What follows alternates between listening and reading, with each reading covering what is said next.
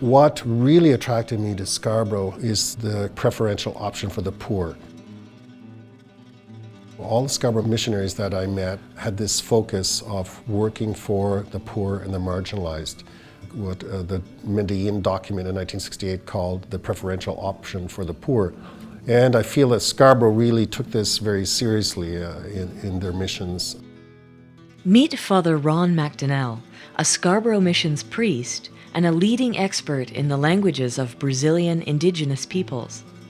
From childhood beginnings growing up in Antigonish, Nova Scotia, Father Ron felt a powerful attraction to church social teachings, especially the Option for the Poor Declaration by Latin American bishops meeting in Medellin, Colombia in 1968 and Puebla, Mexico in 1979.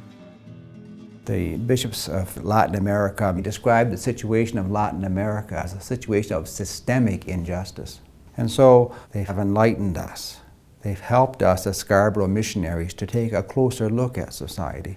And so since the 1970s, we have been pointing out the disparities in the world, the gap between the rich and the poor, and trying to call Canadians to a greater awareness of the structural dynamics of poverty.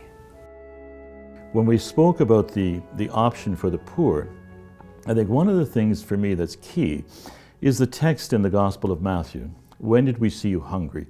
When did we see you naked? And Jesus comes back and said, to the degree that you reached out to the other, to that degree were you reaching out to me. I think if we look at all the gospel texts, what we find is that the other and the focus on the other is always the important element. That's the essence of our social teaching. And we're called to reach out to those who are on the margin, those who are poor.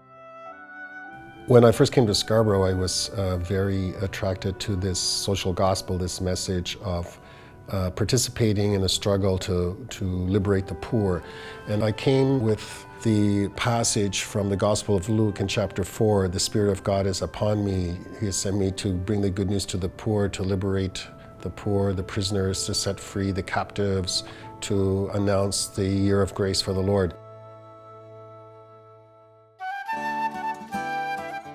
Growing up in Antigonish, Father Ron was imbued with tales of two now famous figures in social justice thinking of the church, Father Moses Cody and Father Jimmy Tompkins, two local priests who had lived their own versions of the option for the poor long before the phrase came into existence.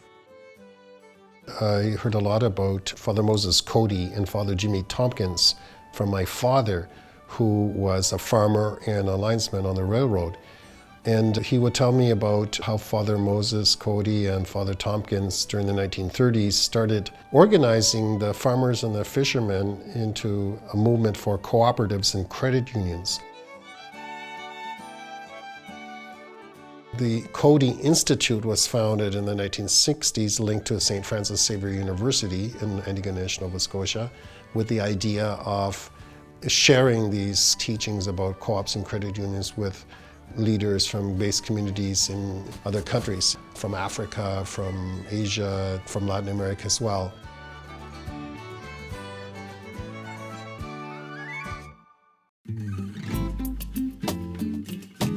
As Father Ron began to contemplate his own coming vocation as a Scarborough priest, he soon learned about the work of Scarborough missionary Father Harvey Steele, a friend of Fathers Cody and Tompkins, who went on to found his own training institute, the Inter-American Cooperative Institute, ICI, in Panama City. ICI's guiding ideals of dignity, education, and integrity would become basic to Father Ron's priestly formation.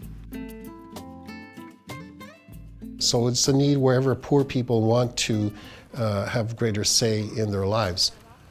I saw that among the Tzotzil people in Mexico and Chiapas with their coffee prices, and that's why we have fair trade coffee.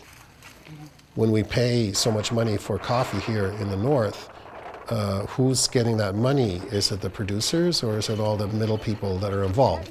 So I think that's why co-ops and credit unions appeal to people in situations of misery. If we look at Brazil and we see the minimum wage is 510 reais a month, That's about $250 US a month. How can you raise a family on that?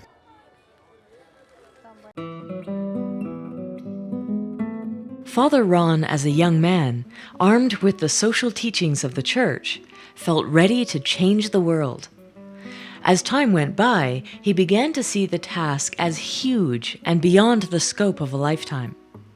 But in giving his life to the cause of the option for the poor, Father Ron nevertheless found his way to an understanding of what Latin America's bishops had asked all Catholics to consider. So in my early 20s, going to Latin America as a missionary, I felt I'm going to be part of this really immense social change. We're going to see poverty eradicated. And then as the years went on, the passage that really stayed with me was from John chapter 14 and 15, where Jesus says, "I'm the vine, you are the branches. You did not choose me, I chose you." So my scriptural motive or my scriptural image was that of now being rooted or connected to Jesus and to whatever work God sends us, whatever work that we can accomplish in eradicating poverty, in being with the poor, in changing the world and helping to bring about the kingdom of God. And that's how I see sort of how my own understanding of my work has evolved.